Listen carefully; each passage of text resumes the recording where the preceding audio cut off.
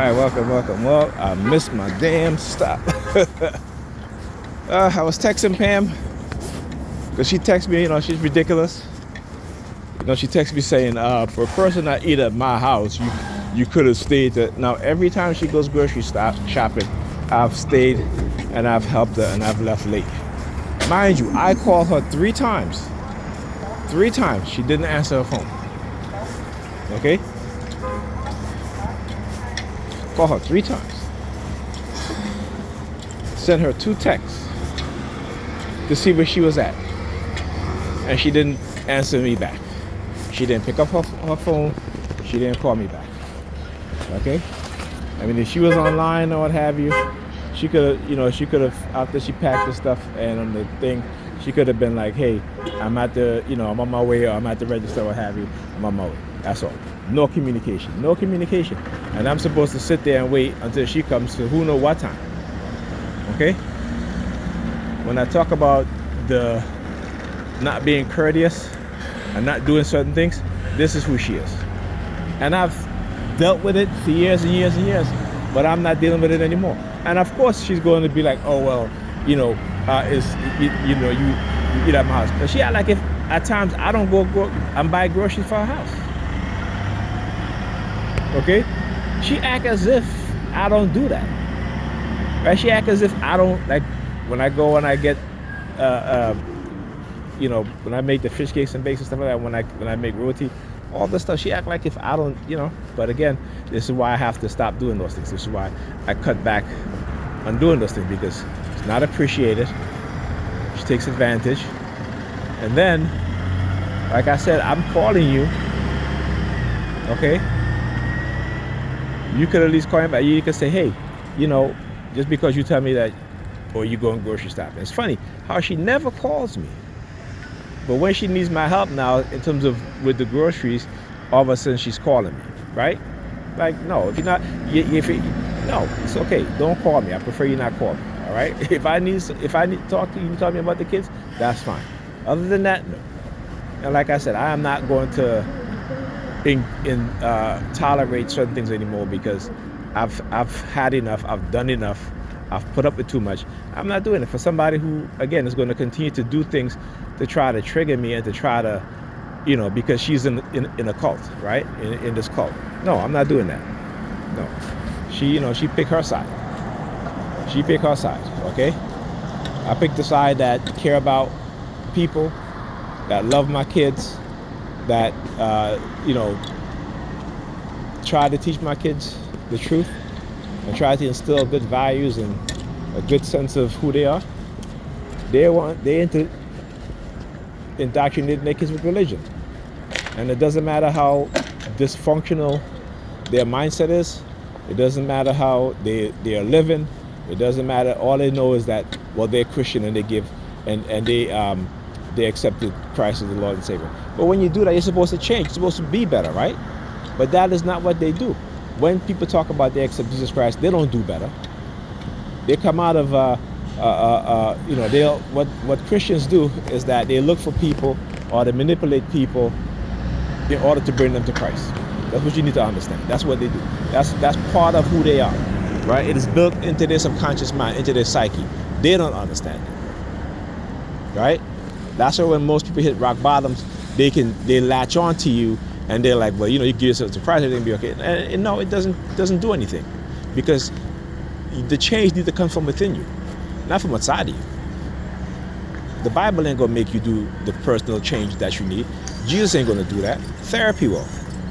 Therapy will, and making a conscious decision to not do the things you used to do, right? Particularly if it's negative. Making a conscious decision every day when you get up to be a better person, to be a good person, right? But you can't always be good to people who aren't good to you, right? Sometimes it's not good to be the better person. Sometimes it's good to show the people that this is how you treat me, I'm gonna treat you the same way too. Okay? Like I said, we gotta stop treating people who treat us like crap. I gotta start treating them the same way. Treat people how they treat you, not how you want to be treated. Treat them how they treat you. If you're good to them and they're not good to you, stop being good to them. If you respect them and they don't respect you, stop respecting them. Okay?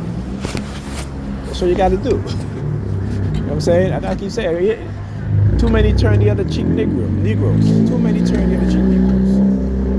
All right?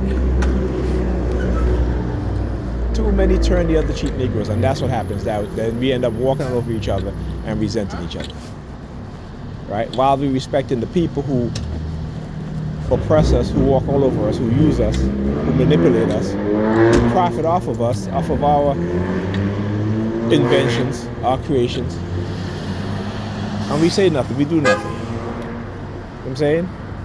You know many black dancers, black choreographers lost out on hundreds of thousands of dollars, even millions of dollars, because white people and Asian people took their dance, took their creation, and profit off of it. While the original creators of those dance don't get nothing. Why? Because they're black.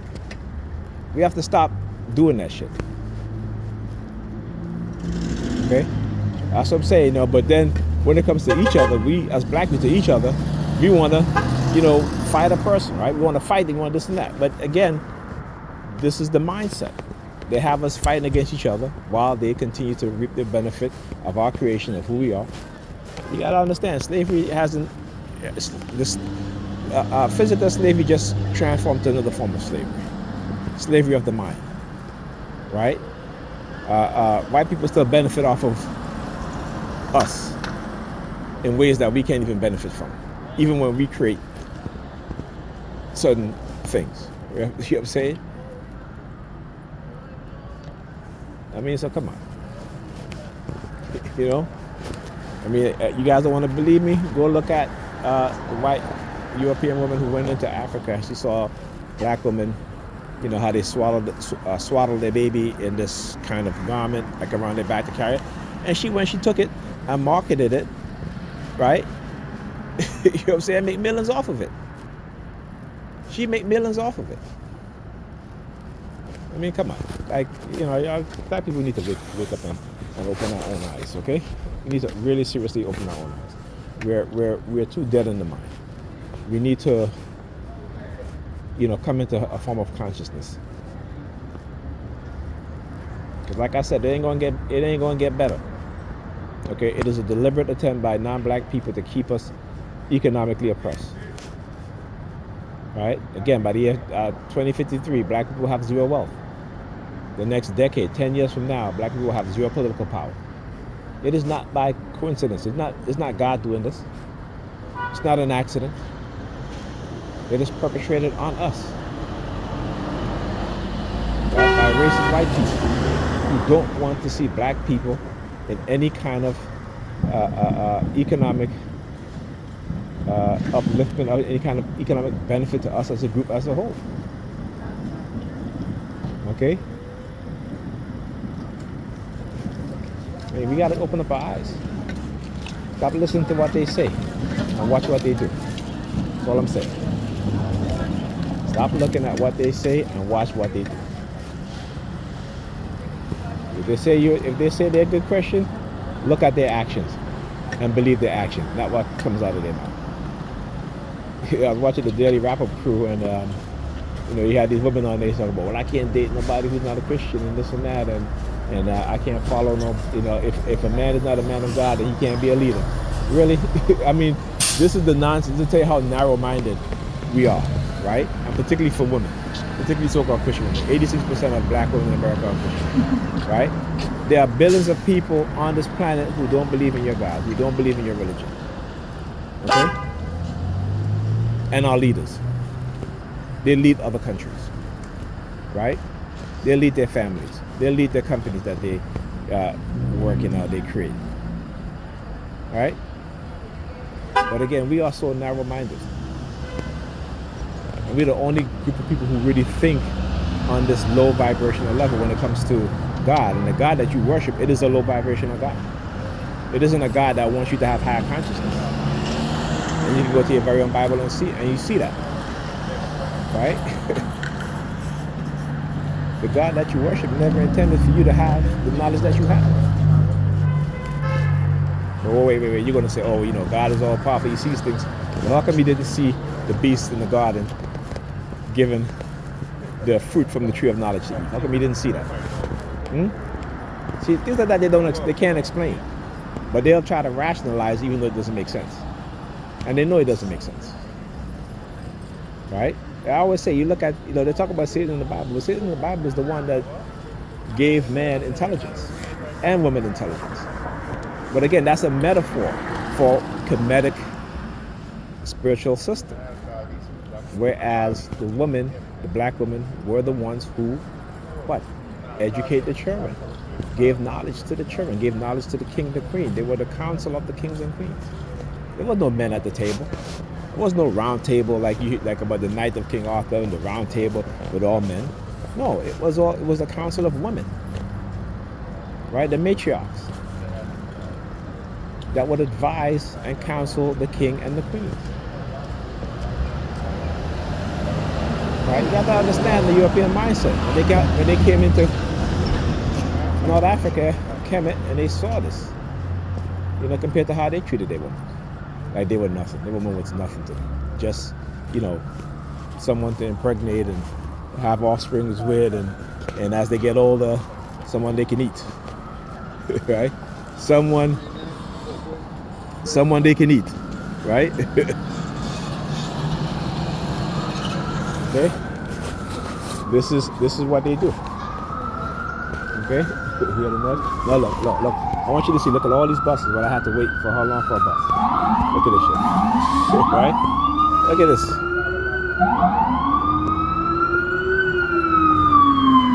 And now I'm waiting for a bus to go back the other way, and it's going to take a while. Right?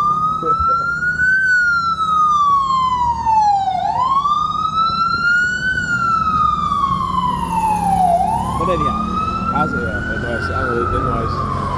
Because again, they like to put me through these tests, and I keep telling them, y'all never going to get me to do what y'all want me to do. It's not going to happen. You can't control me. You cannot control me. Okay? Okay, you can't make me look bad either. All right?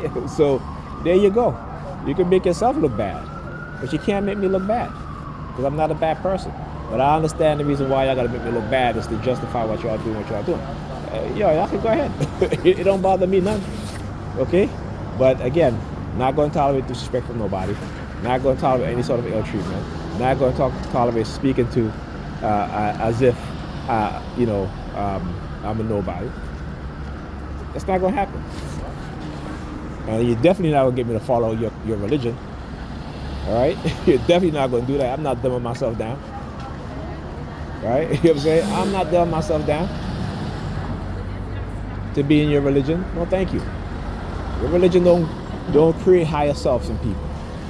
What they create is indoctrinated sheep to do the bidding of their masters. And that's not me. So anyhow, right? So they knew that. The Europeans, they knew that.